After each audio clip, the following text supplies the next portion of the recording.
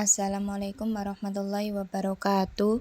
Perkenalkan, nama saya Talita Nurhidayati Indarlik dengan NIM 23051204028 dari kelas TIA angkatan 2023. Di sini saya akan mempresentasikan praktikum reconnaissance dan scanning. Definisi: reconnaissance sering digunakan dalam penetration testing maupun serangan nyata untuk memahami sistem, infrastruktur, dan potensi kelemahan target. Tahap awal serangan cyber atau pengumpulan intelijen, di mana penyerang mengumpulkan informasi tentang target sebelum melakukan tindakan lebih lanjut. Tujuan reconnaissance: yang pertama, mengetahui struktur jaringan target. Yang kedua, mengidentifikasi titik masuk potensial untuk eksploitasi. Yang ketiga, mengumpulkan informasi yang bisa digunakan dalam tahap serangan berikutnya. Jenis reconnaissance dibagi menjadi dua. Yang pertama, active reconnaissance, yaitu melibatkan interaksi langsung dengan sistem target, seperti melakukan pemindaian jaringan menggunakan Nmap, ping sweep, atau port scanning. Contohnya menggunakan Nmap untuk memeriksa port yang terbuka di server target. Yang kedua ada passive reconnaissance, yaitu mengumpulkan informasi tanpa berinteraksi langsung dengan sistem target. Bisa melalui media sosial, pencarian Google atau Google Dorking, atau pencarian informasi di situs seperti Shodan dan Wish. Contohnya mencari informasi domain menggunakan Wish Lookup atau melihat jejak digital perusahaan di LinkedIn. Jadi yang pertama, kita akan mempraktikkan praktikum tentang reconnaissance. Langkah yang pertama, jalankan link web Wish. Klik link Wish-nya. Kemudian langkah yang kedua, silahkan Wish minimal 3 web yang Anda familiar dengannya dan cari info tentang web tersebut. Kita masukkan shopee.com. Kemudian kita search dan akan muncul shopee.com. Untuk domain information-nya, domainnya shopee.com. Kemudian tanggal registrasinya tanggal 2 bulan 9 tahun 1998. Untuk tanggal kedaluarsanya pada tanggal 2 bulan 12 pada tahun 2025. Kemudian diupdate, terakhir update pada tanggal 2 bulan 11 2024. Untuk statusnya client transfer prohibit. Untuk name servernya etna.ns.cloudflare.com sama tom.ns.cloud.com. Untuk register information-nya, registernya pakai Namecheap INC. Untuk ID-nya 1068. Untuk emailnya abus@namecheap.com. Untuk phone-nya seperti pada layar tersebut. Kemudian yang kedua, kita ketik lagi instagram.com. Kemudian kita push instagram.com. Domain information-nya, domainnya instagram.com. Tanggal registrasinya tanggal 4 bulan 6 2024. Kemudian tanggal kedaluarsanya tanggal 4 bulan 6 2033. Terakhir diupdate pada tanggal 26 bulan 6 tahun 2024. Untuk statusnya pakai client delete prohibit, client transfer prohibit, client update prohibit, server delete prohibit, server transfer prohibit dan server update prohibit. Name servernya pakai ns.instagram.com. Kemudian untuk register informationnya, registernya pakai register save. Kemudian ID-nya 3237, emailnya abuscomplain@registersave.com. Kemudian punnya seperti itu, seperti di layar. Kemudian register kontaknya seperti yang ditampilkan pada layar. Kemudian administratif kontaknya seperti pada layar. Kemudian technical kontaknya juga seperti pada layar yang ditampilkan. Kemudian yang ketiga kita ketikkan whatsapp.com. Kemudian kita WIS. Untuk domain informationnya, domainnya whatsapp.com. Tanggal registrasinya tanggal 6 bulan 3 2009. Untuk tanggal kedaluarsanya tanggal 6 bulan 3 2026. Terakhir diupdate pada tanggal 7 bulan 3 2025. Untuk statusnya pakai client hold. Name servernya dns.gandhi.net. Kemudian untuk register informationnya, registernya pakai Candysas. Kemudian ID-nya 81. Kemudian emailnya abus@support.gandhi.net. Kemudian punnya seperti yang ditampilkan pada layar. Praktikum yang kedua yaitu scanning. Dalam serangan cyber atau pengujian keamanan, scanning adalah tahap di mana seorang penyerang atau pentester mengeksplorasi jaringan, sistem, atau aplikasi untuk menemukan informasi detail tentang target. Tahap ini dilakukan setelah tahap deteksi untuk mengidentifikasi layanan yang berjalan, port yang terbuka, dan kemungkinan kelemahan keamanan. Tujuan scanning: yang pertama, mengidentifikasi port yang terbuka. Yang kedua, menemukan sistem operasi dan versi aplikasi. Yang ketiga, mengumpulkan informasi tentang jaringan. Yang keempat, mencari celah keamanan. Yang kelima, menganalisis respon sistem. Jenis scanning dibagi menjadi 5. Yang pertama, port scanning digunakan untuk memeriksa port yang terbuka dan tertutup pada sistem target. Yang kedua, networking scanning digunakan untuk mengidentifikasi perangkat yang aktif dalam suatu jaringan dan mengumpulkan informasi tentangnya. Yang ketiga, vulnerability scanning digunakan untuk mencari celah keamanan dalam sistem yang dapat dieksploitasi. Yang keempat, web application scanning digunakan untuk menganalisis keamanan aplikasi web, mencari kelemahan seperti SQL injection, XSS, CSRF. Yang kelima, wireless scanning digunakan untuk mengidentifikasi jaringan Wi-Fi yang tersedia, enkripsi yang digunakan, serta celah keamanan dalam jaringan nirkabel. Cara kerjanya yang kedua yaitu praktikum tentang scanning. Langkah pertama, buat jaringan 2 komputer di GNS3, yang PC1 sebagai server dan PC2 sebagai klien. Kita buka GNS3, kemudian kita ke file, ke new blank project, kita kasih nama projectnya scanning. Kemudian kita OK.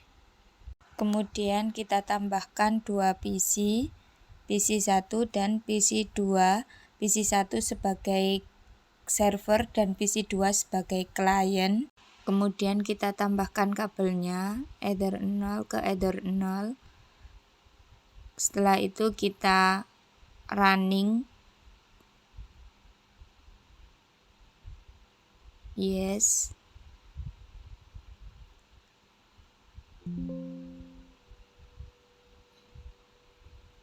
Kita tunggu prosesnya. Di sini prosesnya lumayan agak lama.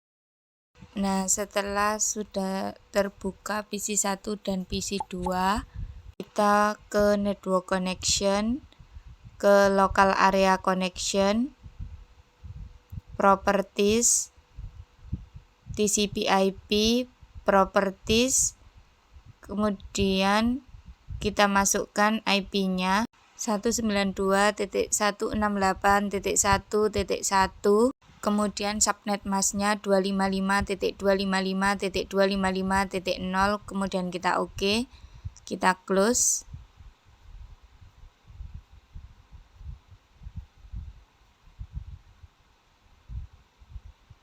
Kemudian PC 2 kita ke network connection, local area connection, properties, TCP/IP, properties, kita masukkan IP-nya 192.168.1.2, kemudian subnet masknya 255.255.255.0, kemudian OK, close.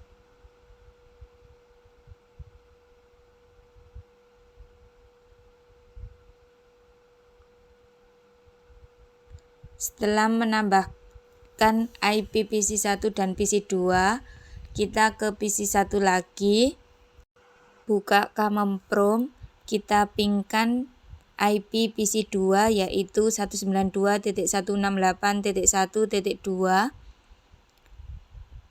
Nah, di sini sudah berhasil. Kemudian kita ke PC 2, kita buka Command-Prompt juga, kita pingkan IP PC 1 yaitu ping 192.168.1.1. Nah, di sini juga sudah berhasil. Kemudian langkah yang kedua yaitu install PC 1 dengan exam.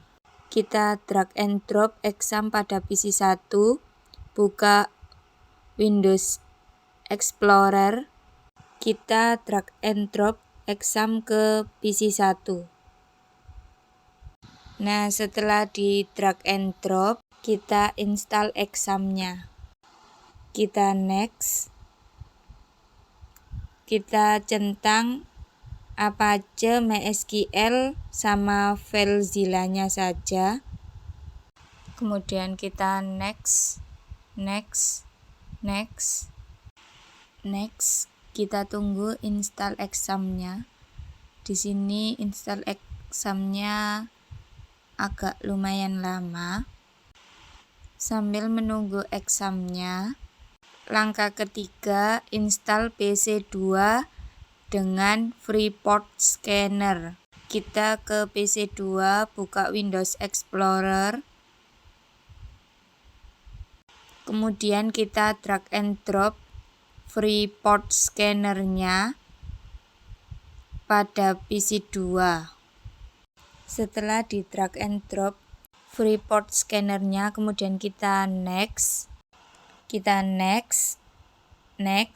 kita checklist create a desktop icon, kita next lagi, install, kemudian kita checklist yang launch FreePort scanner saja, kemudian kita finish. Dan untuk install FreePort scanner ini lebih cepat dibanding dengan install Exam. Kita tunggu Exam sampai terinstall. Nah, setelah Examnya sudah terinstall, kemudian kita finish. Pada PC 1, Examnya kita start, Apache, MySQL, dan FileZilla-nya kita start semua. Kemudian pada FreePort scannernya IP address-nya IP PC 1 yaitu 192.168.1.1 dan untuk TCP port-nya yaitu 80,3306,21. 80 itu Apache-nya, 3306 itu MySQL-nya, dan 21 itu FileZilla-nya. Kemudian setelah kita start semua, kemudian kita scan dan IP address-nya sudah muncul semua dengan port status open. Artinya port yang dituju sudah menerima. Untuk port number 21, port name-nya FTP, dan untuk port number 80, port name-nya HTTP, dan untuk port number 3306, port name-nya MySQL. Jika Apache di stop, kemudian kita ke command prompt, kita netstat -a.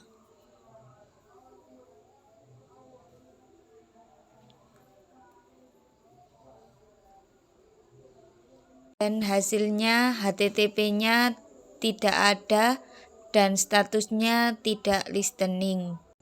Dan untuk FreePort scannernya kita scan, maka port statusnya close, artinya port yang dituju tidak menerima. Jika MySQL-nya yang di stop, kemudian kita ke command prompt, kita ketikkan netstat -a, maka hasilnya 3306-nya tidak ada dan statusnya tidak listening. Dan untuk FreePort scannernya kita scan, maka port statusnya close, artinya port yang dituju tidak menerima. Dan jika FileZilla-nya yang di stop,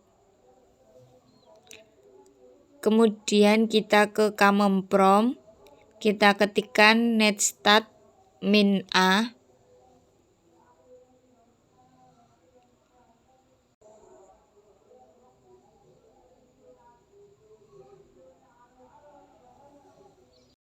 maka FTP-nya tidak ada dan untuk statusnya tidak listening. Dan untuk FreePort scannernya kita scan, maka port statusnya close, artinya port yang dituju tidak menerima. Mungkin itu saja yang dapat saya simpulkan. Jika ada kurangnya saya mohon maaf. Terima kasih yang sudah menonton video ini. Wassalamualaikum warahmatullahi wabarakatuh.